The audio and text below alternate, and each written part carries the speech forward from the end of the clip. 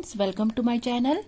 आज हम लोग केमिस्ट्री 11th में नया चैप्टर इकाई 3 तत्वों का वर्गीकरण एवं गुण धर्मों में आवर्तीता स्टार्ट करने वाले हैं। ठीक है, दो पार्ट कंप्लीट हो गया है। आज हम लोग इकाई 3 स्टार्ट कर रहे हैं। तो आज हम लोग तत्वों का वर्गीकरण और उसका जो इतिहास है उसके बारे में पढ़ेंगे। तो सबसे पहले इसका इंट्रोडक्शन या परिचय देखते हैं। 17वीं शताब्दी के अंत में कुछ ही तत्वों का ज्ञान हुआ था, लेकिन जैसे जैसे 18वीं और 19वीं शताब्दी आते गए वैसे वैसे तत्वों की खोज ने गति पकड़ा और बहुत सारे तत्व प्रकृति में ज्ञात हो चुके थे। रसायन विज्ञान के अंतर्गत प्रकृति में पाए जाने वाले और जो मानव निर्मित है, अर्थात जो रेडियोधर्मी द्वारा बनाए जाते हैं, मानव के द्वारा निर्मित होते हैं, कृत्रिम तत्व हैं, उसे मिलाकर के कुल 118 तत्वों का अध्ययन किया जा चुका है। अध्ययन की प्रक्रिया को सरलता और सुगमता की दृष्टि से उनका वर्गीकरण करना अत्यंत आवश्यक हो गया था, क्योंकि आप लोग भी अगर मार्केट से बहुत सारी सब्जियां लेकर के आते हैं तो उन सब्जियों को आपको छांटने में या अलग अलग करने में प्रॉब्लम होती होगी। तो उसी प्रकार प्रकृति में बहुत सारे तत्व ज्ञात हो चुके थे। अब उनको, ठीक है, सरलता और सुगमता की दृष्टि के लिए वर्गीकरण करना अत्यंत आवश्यक हो गया था। तो तत्वों के वर्गीकरण से हमको यह ज्ञात हुआ कि उनके भौतिक और रासायनिक गुण अलग अलग होते हैं। प्रत्येक तत्व में फिजिकल और केमिकल दोनों प्रॉपर्टीज डिफरेंट होते हैं तथा कुछ गुणों में उनके आवर्तीता पाई जाती है। ठीक है, इस प्रकार तत्वों का वर्गीकरण का महत्व बहुत ही निम्नानुसार है। तत्वों के क्रमबद्ध और सरल अध्ययन के लिए तत्वों का विकास किया गया या वर्गीकरण का विकास किया गया। नए तत्वों की खोज में सहायता मिली। तत्वों के भौतिक गुणों का सत्यापन किया गया और भौतिक एवं रासायनिक गुणों में आवर्तीता का अध्ययन किया गया कि आवर्त में किस प्रकार से इनको स्थान दिया गया है। ठीक है, तो ये हो गया तत्वों का वर्गीकरण का इंट्रोडक्शन। आप इसे स्क्रीनशॉट ले लीजिए और बेहतरीन तरीके से नोट्स तैयार कर लीजिएगा। यह आपको आगे बहुत ही काम आने वाले हैं। 11 बेस होता है 12th का। अगर आपने 11 को आसानी से पार कर लिया तो 12th भी आप आसानी से पार कर लेंगे। ठीक है,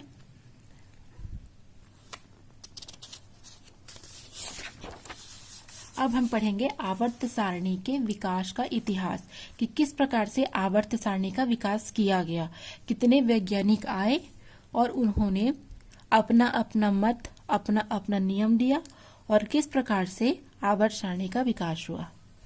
सबसे पहले प्राउट आया। प्राउट ने सन 1815 में एक नियम दिया या एक विचार प्रस्तुत किया कि सभी तत्वों के परमाणु हाइड्रोजन परमाणु के संगठन मात्र हैं। उनके कहने का मतलब था कि सभी तत्व हाइड्रोजन से मिलकर के बने हैं, अर्थात बहुत सारे तत्व जो प्रकृति में हैं उनमें हाइड्रोजन का अंश है, हाइड्रोजन का संगठक है तथा सभी तत्वों के परमाणु भार हाइड्रोजन के परमाणु भार के सरल गुणक होते हैं। ठीक है, उसने यह बताने की कोशिश की, अपना यह नियम दिया कि प्रकृति में जितने भी तत्व हैं, ठीक है, या तो वो हाइड्रोजन से मिलकर बने हैं या हाइड्रोजन के संगठन उसमें विद्यमान है या हाइड्रोजन के परमाणु भार के वो सरल गुणक हैं। परंतु वो जो नियम दिए थे उसमें दोष पाया गया कि प्राउट की यह परिकल्पना गलत सिद्ध हुई, क्योंकि कुछ तत्वों के परमाणु सरल पूर्णांक न होकर के दशमलव में थे। जैसे क्लोरीन का परमाणु भार 35.5 होता है, जो कि दशमलव में होता है, पूर्णांक में नहीं होता है। तो इस प्रकार से इनका जो नियम है वो फेल हो गया। उसके बाद डोबेराइनर आए। ठीक है, डोबेराइनर ने अपना त्रिक सिद्धांत दिया। सन 1829 में जर्मन रसायनज्ञ डोबेराइनर ने समान गुणों वाले तत्वों को 3-3 ऐसे समूह में व्यवस्थित किया कि जो बीच का तत्व है, ठीक है, वो परमाणु द्रव्यमान के पहले और तीसरे तत्वों के परमाणु द्रव्यमान का लगभग औसत है, और उसने 3-3 का जोड़ा बनाया। इस कारण उसे डोबेराइनर का त्रिक सिद्धांत कहते हैं। ठीक है, अर्थात एग्जाम्पल समझेंगे, जैसे लिथियम, सोडियम और पोटेशियम, ये तीनों के जो गुण होते हैं, भौतिक गुण, वो क्या होते हैं, एक समान होते हैं। तो उन्होंने इनके जो समान गुण के हैं उन्होंने क्या किया, एक तीन तत्वों को जिनके गुण समान होते हैं उनको एक समूह के रूप में उन्होंने व्यवस्थित किया। और इसका परमाणु द्रव्यमान 7, सोडियम का 23 और पोटेशियम का 39। तो उन्होंने यह कहा कि पहले और तीसरे नंबर का जो परमाणु द्रव्यमान है उसका औसत क्या होता है, जो बीच के या मध्य के तत्व का परमाणु द्रव्यमान होता है। तो यहाँ पर 39 और 7 को जोड़ के उसका 2 से औसत ज्ञात करेंगे तो 23 आएगा, जो कि सोडियम के परमाणु द्रव्यमान के बराबर है। उसी तरह कैल्शियम, स्ट्रोंशियम और बेरियम का परमाणु द्रव्यमान क्रमशः 40, 87.5 और 137 है। तो 137 धन 40 बट्टे 2 करेंगे तो 88.5 आएगा, जो कि स्ट्रोंशियम के परमाणु द्रव्यमान के बराबर या लगभग है। ठीक है, परंतु ये भी कमी या दोषपूर्ण रहा। क्यों? क्योंकि सभी तत्वों को इस प्रकार व्यक्त नहीं किया जा सकता है, केवल कुछ तत्वों को ही 3-3 के सेट में व्यवस्थित किया जा सकता है, बाकी तत्वों के लिए ये संभव नहीं है। तो ये भी कारणवश फेल हो गया। उसके पश्चात न्यूलैंड आए। न्यूलैंड ने अपना अष्टक नियम दिया। उन्होंने क्या बताया, न्यूलैंड ने कि सन 1863 में अंग्रेज रसायनज्ञ जॉन न्यूलैंड ने तत्वों को उनके बढ़ते हुए परमाणु भार के अनुसार व्यवस्थित किया। ठीक है, उन्होंने तत्वों को कैसे रखा, परमाणु द्रव्यमान के बढ़ते क्रम में। और यह पाया कि जो प्रत्येक जो 8वां तत्व है वो पहले तत्व से गुणों में समानता रखता है। ठीक उसी प्रकार जिस प्रकार संगीत में 8 स्वर होते हैं, आपने देखे हैं, सा रे गा मा, सा रे गा मा प ध नी, नी के बाद ठीक है जो 8वां आता है वो फिर से इसको रिपीट करता है, नी सा, ऐसा आता है ना। तो उसी प्रकार से तत्वों में भी यही गुण पाया जाता है।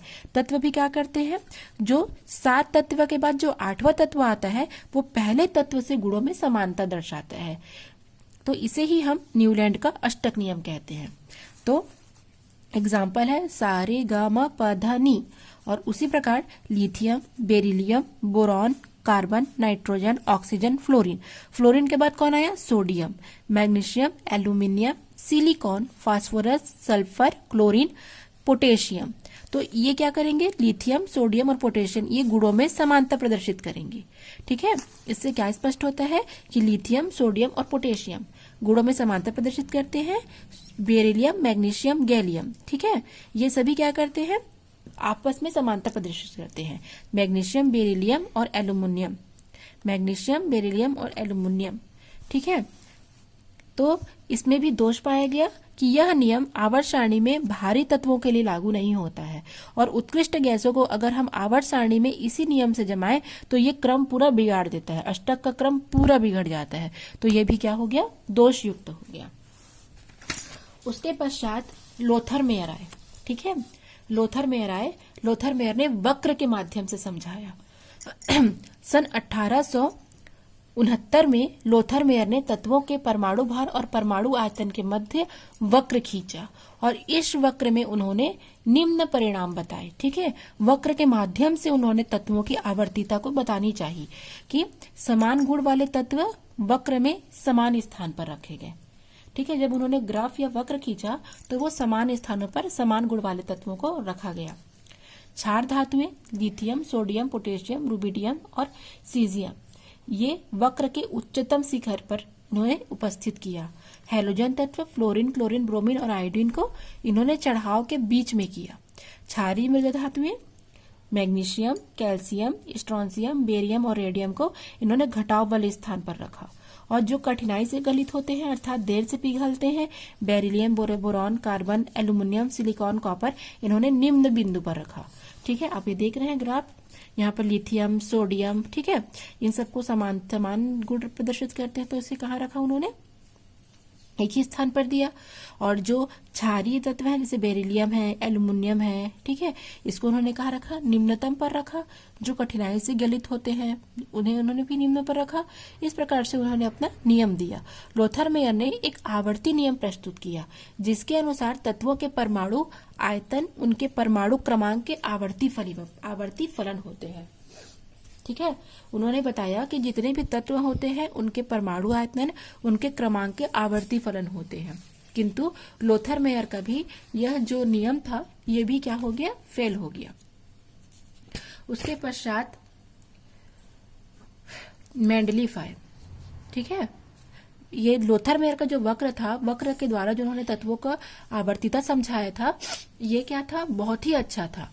लेकिन जब 1869 में मेंडलीफ ने तत्वों का वर्गीकरण का इससे भी अधिक सरल रूप दिया तो लोथर मेयर का वक्र वहां पर फेल हो गया। तो कल की वीडियो में हम मेंडलीफ की आवर्त तालिका, उसकी विशेषता, उसकी कमी के बारे में पढ़ेंगे, ठीक है। अगर वीडियो अच्छा लगा हो तो प्लीज लाइक, सब्सक्राइब और शेयर कीजिए। Thanks for watching.